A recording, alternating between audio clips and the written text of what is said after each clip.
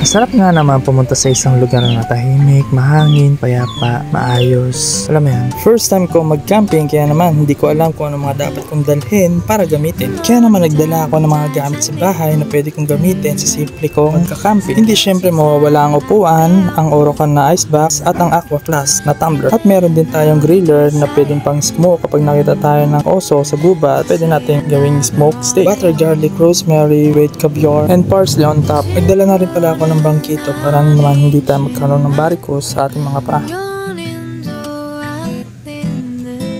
Habang nagkakape, naisip ko, kaya ako pumunta dito is para wala akong masyadong isipin. Pero bakit yung inisip ko? At yun na nga, meron na naman ako naisip, paano ko palalambutin ng laman ng oso kung wala tayong Petron Gasol?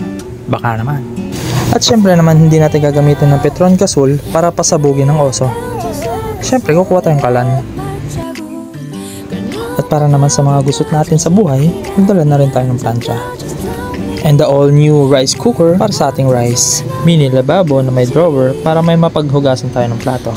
Dambuhan ng kawali para mapagkasya natin ang sunny side up na egg ng dinosaur. At washing machine para sa ating mga labahan. Mala Attack on Titan ang pagbitbit ng ating tubig. At kung maboring man tayo sa loob na 20 minuto, meron tayong trampoline dito. Dahil pinahiram lang sa atin ng kalikasan, dapat magdala rin tayo ng basurahan. Dahil sabi sa kasabihan, don't leave footmarks by its cover. At sa palagay ko, nandito na lahat ng mga kailangan ko. Hindi na masama para sa first timer, para sa day tour camping. Maraming salamat sa inyo. Bye!